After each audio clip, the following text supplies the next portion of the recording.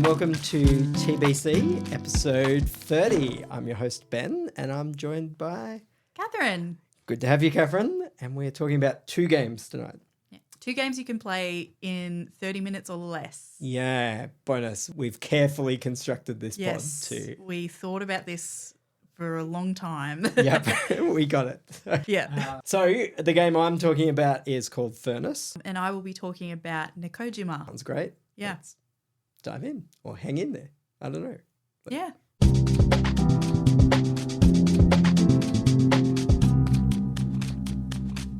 Yeah, so I am reviewing Nekojima. Nekojima is by Unfriendly Games. The designers are David Carmona and Karen Yuen, and it's illustrated by Giles Warmos, where if you've played Jenga before, you'll kind of get the mechanics of the game. So it's quite a very intense moment to have with a group of friends. Yeah. You know, but I would say Jenga, but make it cute. Because the idea is that you're supposed to have all of these surprisingly heavy cardboard cats. Yeah, like when you look at a cardboard cat, you're like, I could easily. I mean, we should talk about that they're poles with wires or ropes. Right? Yeah. So ultimately, you've got to make your power grid for the island of Nekojima, and you've got all these different specs, and you've got different lengths of rope, and you've got different heights of pole, and you can stack on top of each other. But the idea is they're not allowed to touch each other, and they're not allowed to fall down. And so if you knock one pole just a little bit, you know, it could send the whole thing toppling down. Just like Jenga. Yeah, it's got that real Jenga tower. Yeah. At some point, you're like, everything is so unstable. These poles are balancing on poles. Yeah. And these stupid cats. Everyone is sweating, you know. And it's just silent in the room when you're playing, like having to hang these cats on that you don't have to do every turn. If you pull a black cube out of the bag that comes with it, you have to hang this surprisingly heavy cat. And you can pick the cat, but, you know, you've just kind of got to strategize. You know, do I want to save the short one for later? Do I want to have the long one now so it's not going to be quite so hard? But yeah. And then the cat can't touch any other wire or pole. Or cats, I assume, yeah. Yeah. So I'm coming into this pod often not as the expert, but as someone who has participated in this game before. And my introduction to this game, it was a board game night, and it was the night after we had recorded the pod where Tony reviewed Wingspan. Yep.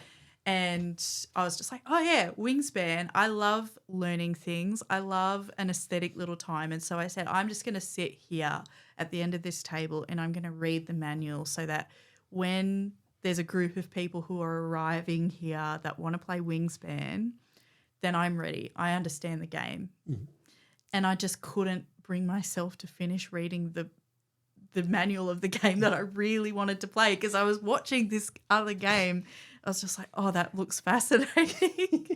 Yeah. And, you know, it's a really nice kind of simple mechanic, but at the same time, it's very immersive and you can play it cooperatively or competitively. So yeah. Look, I think I always pretty much play it cooperative. It's hard enough. Yeah, it's so hard to get like any – I mean, they say you're building a power grid, but other than the whole wires can't touch, I don't really feel like I'm building an electrical grid. Right. How so? That theme doesn't – I just feel like I'm putting up weird poles with rope. Oh, but then I'm hanging cats on them and, you know, so like I love the game and it looks great, but I don't get this kind of theme of I'm building an electrical system. Right, yeah. If that makes I sense. understand. No, I understand where that comes from. And like, I mean, we were talking before we started recording about how I like the aesthetic kind of games where like, you know, the look, you know, the symbols, you know, it draws you in and it, you know, you commit to the game. But, yeah, I can get that. But I sort of felt really emotionally immersed. Yeah.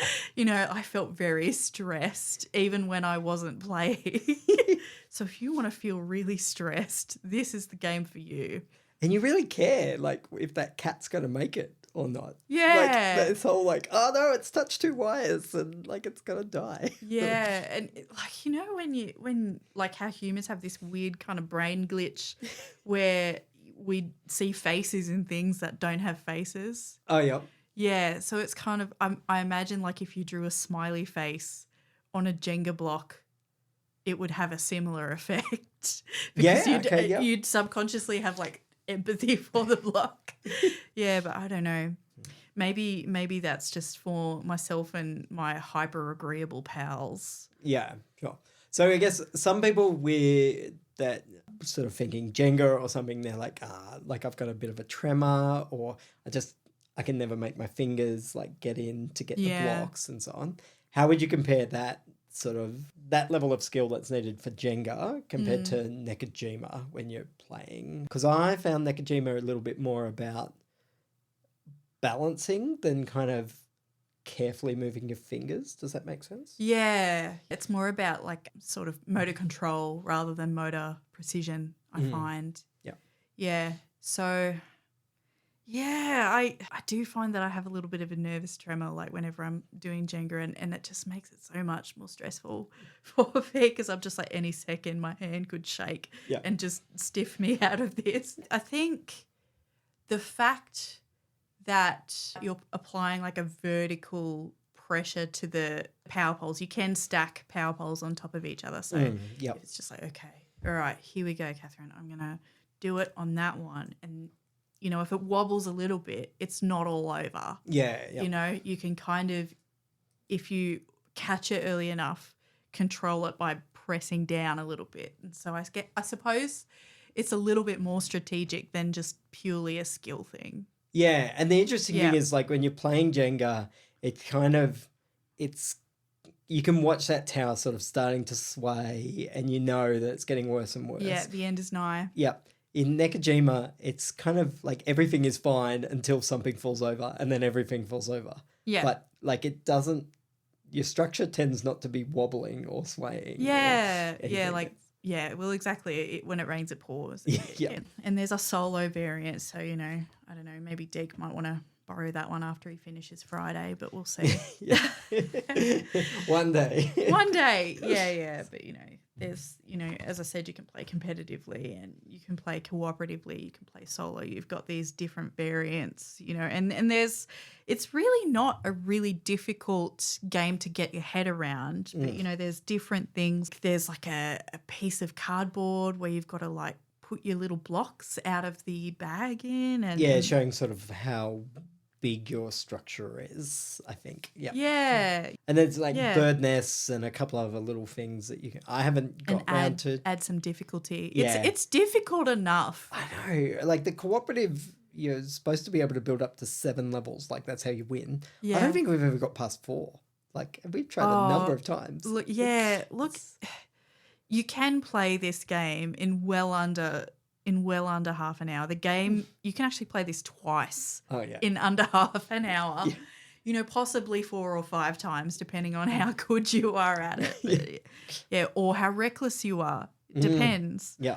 That's a phenomenal kind of unachievable goal to me, I think. Yeah. I think that you could quite easily make this simpler. So if you're playing with maybe some younger players, you know, okay, like let's just play with the poles. We're not going to do the drawing out cats and stuff. Yes, that kind of stuff. And I've played this with a few kids and they've really enjoyed it. They liked They it. get it. Yeah. And just even the fact that you got different length wires and the challenges that sometimes makes, because like you're like, oh, this wire drips too much now, or etc. Yeah. And all the poles being such vastly different heights that sometimes you actually want to put like a little short pole on top of another pole so that you can have a more stable line. Well, so you think at the time, but which then backfires. But yeah.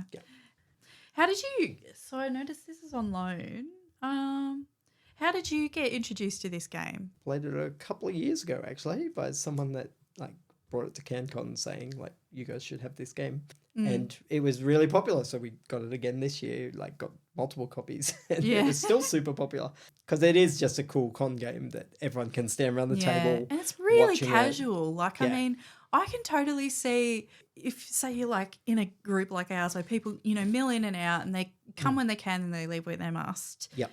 I can totally imagine having people roped in, so to speak, throughout the game, just like, oh, you have a turn now, you have a turn, especially if it's a co-op. Well, and the other thing is like a Jenga tower build looks impressive, but also kind of plain. Yeah. Nekojima, halfway through the game, looks chaotic and fun. Yeah. And when you first look at it, you're like, what are they doing? Because it doesn't make sense from a visual. And people are hanging weird cats on ropes and all kind of and you can feel the breath. tension. Yeah. Yeah, and you're just like, I don't Beads of understand sweat. the rules. The rules make sense what you explained, but it's just the structure doesn't make sense looking at it compared to a Jenga tower where you're like, oh, well, they're just building up. Yeah. With Nekojima, you're like, you've got wires everywhere, and why are they doing this? So. And I feel like there's no such thing as a cooperative Jenga. Like, because I know that there are plenty of players out there who will play Jenga out spitefully. Yeah. Yeah, for sure. Because I feel like this lends itself to being a little bit more altruistic. Yeah, whereas Nekojima, there's so many weird combinations that even when you're not trying to get in each other's way, you will. So submit to it. Yeah. If you want to really commit your life to something, I can imagine that you could probably spend about 6 months mastering Nekojima, but you could also kind of learn it in 5 minutes. That's Nekojima. Yeah, that's Nekojima. I'd play it again.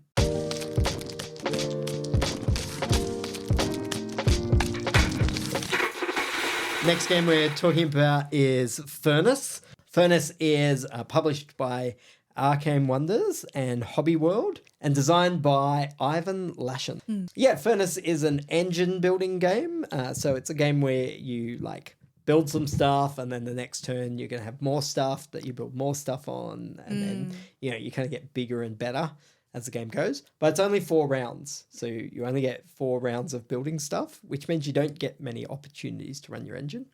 And it's an auction game. So it's set in Victorian England and you're all industrialists and you just want to make money. And so the person with the most money at the end of the game wins, and you make money by like making coal and steel and oil and cogs. Pollution. Yeah, lots of pollution. We don't care about pollution. Yeah, it's no, Victorian we don't know times, about that yet. Whatever. So, and the way you do it is you've got all these cards that you're going to be bidding on, and you've got 4 chips labeled 1 to 4, and you're going to be placing your chips to auction which of the cards you want. Yeah. The really interesting thing about Furnace is that, let's say I place my number 2 chip down, and then Catherine comes and places her number 4 chip over me.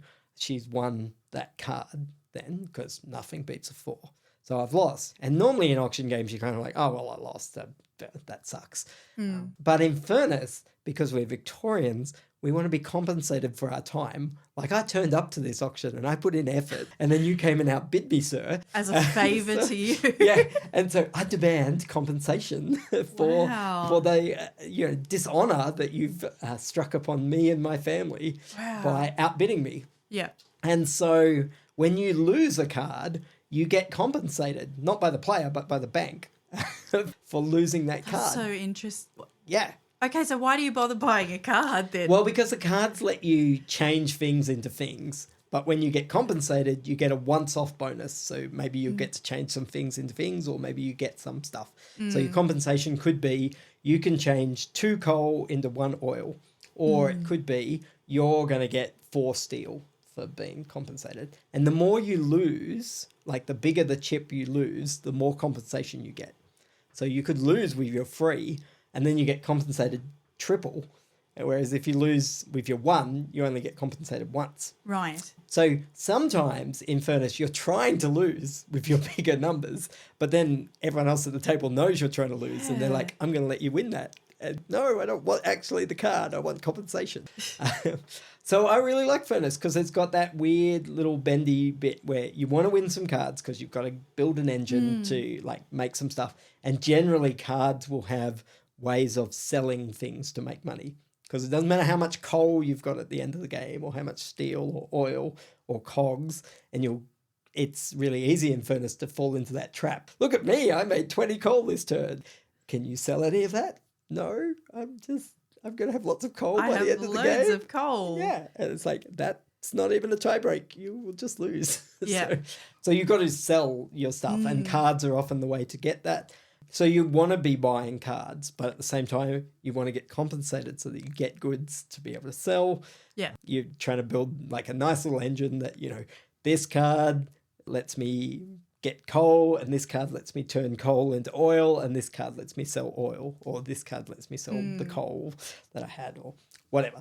Everyone gets their own little special ability. So, someone gets to have 5 chips, they get 2 twos. Someone gets to bid against themselves so they can compensate themselves, which normally you can't do. That's okay. Yep. So there's all weird, there's all weird powers, and everyone's power is the kind of power that you're playing with, and then someone says, oh, I can do this because this is what my power is. And you're just like, that's so unfair. The game is broken. I hate you. But then you do your power and they're like, that's so unfair. The game is broken. I hate you. Like they all feel overpowered, but everyone's overpowered. So it's fine, maybe. Is that what they call involution? Maybe. I think that's what they call it, where everyone's just so overpowered. Although they kind of talk about it, how like everyone, so I think it's a common phrase, in places like mainland China. Okay, where it's just like everyone's achieving at this level. Right. So everyone has to achieve at that level. Okay, fair enough. Yeah. Okay. Yeah. Well, Furnace is full of involution then. Yeah, so, sure. Yeah. Here you heard go. it here first. So, Yeah. because there's only 4 rounds, it's pretty quick. You'll get a game done in half an hour, but that half an hour, your head will hurt because none of the conversions are linear.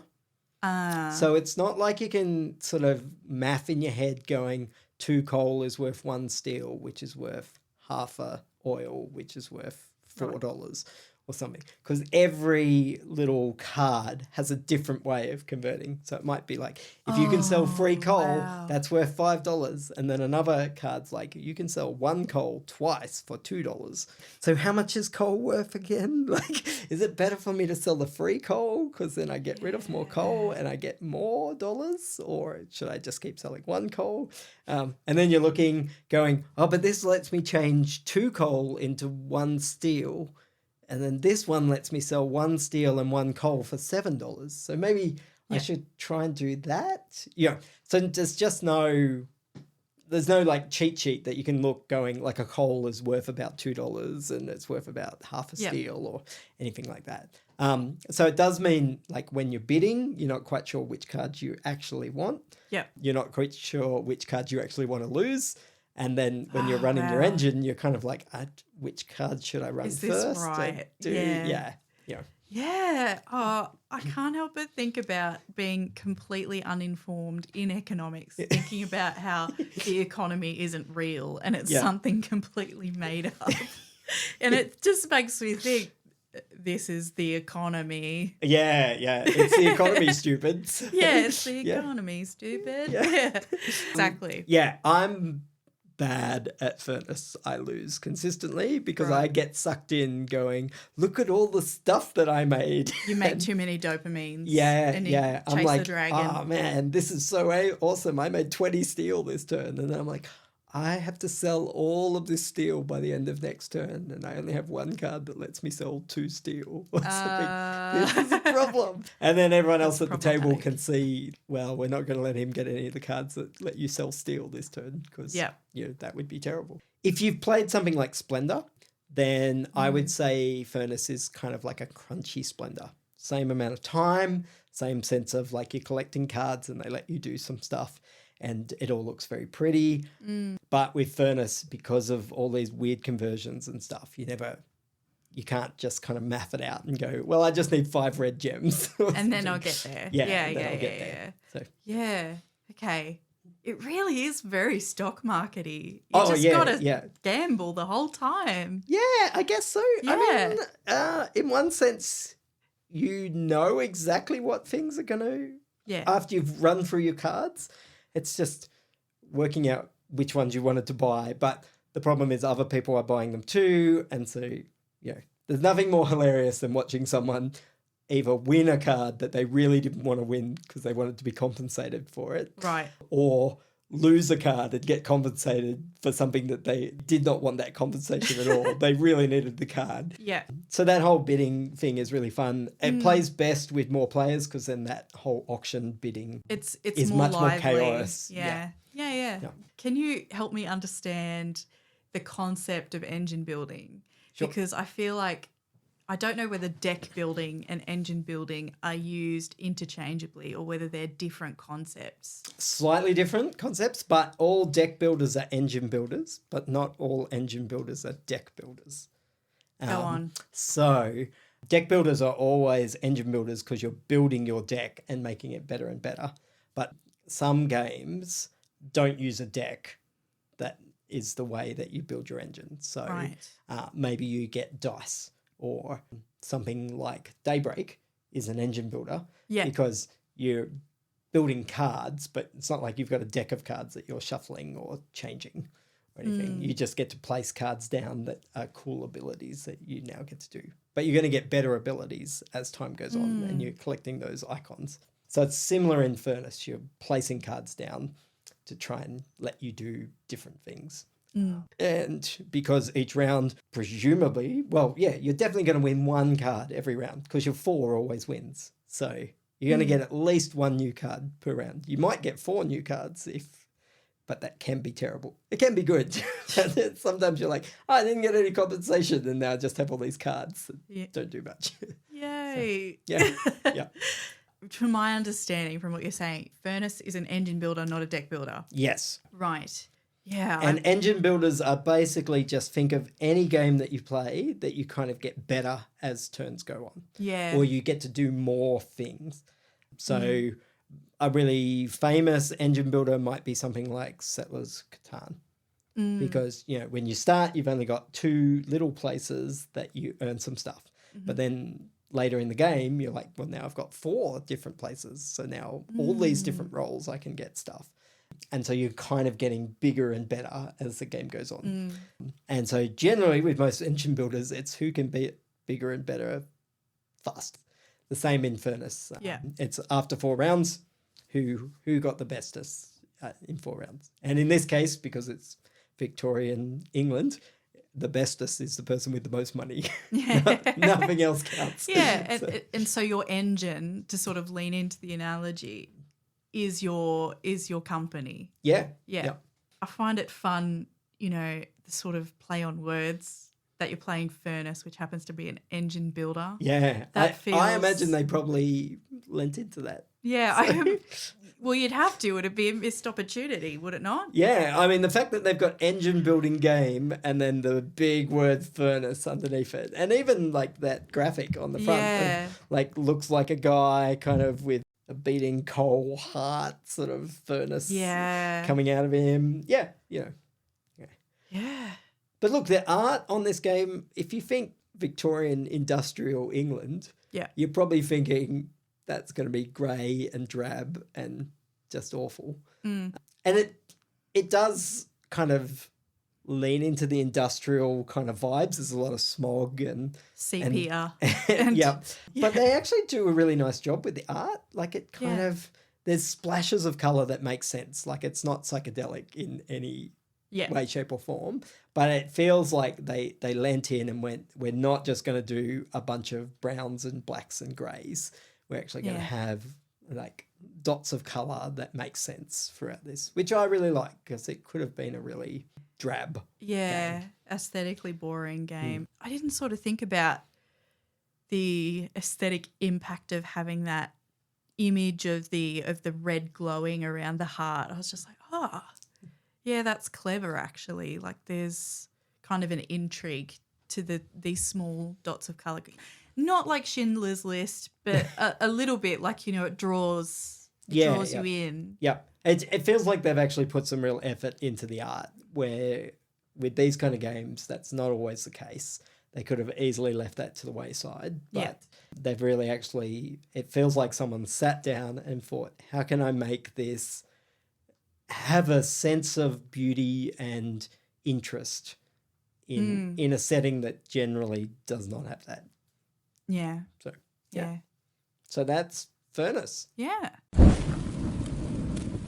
So we've talked about 2 games, Nekojima and Furnace. Catherine, who in the pod crew would you recommend Nekojima? I think this is I would say that this would be in Deke's wheelhouse. Yeah. You know, firstly, there's a solo variant, which I know is very low-hanging fruit at this stage. Yeah. But, you know, it's got really simple mechanics. It's pretty. It's pretty, but it's fun looking. And, I think this would be up his alley. Yeah, that's fair. I reckon he would enjoy it. I can't remember if he's played it or not, but he can. Possibly. Yeah. I don't know if he has, but anyway. Yeah, I agree. He would enjoy it. I feel like this is a Deke game. For sure. I think for Furnace, I reckon Tony would get right into Furnace. Tony, for sure. Got a little bit of crunch, not overly long. It does not have a solo variant that I'm aware of. It plays really badly at 2. You really need 3, 4 or 5. Yeah. But yeah, I reckon, it's good. And especially because Tony always seems to be working late or something. It's a game that you can play at the end of the night and it's still only going to take 20, 30 minutes. So yeah. But you get your whole game. Yeah. I'm thinking hockey. Oh yeah, Hockey would like it too. Yeah, I think he does like it actually from memory. Oh, okay. Well, But so good recommendation. Yeah. There you go. I have met the other people in the podcast before. Yeah. Nice. Well, thanks for getting bored with us for episode 30 and we look forward to getting bored with you next time. See you next time. Bye. This has been The Board Crew. Thanks for listening. Join the conversation by rolling over to our socials and just search The Board Crew on Facebook.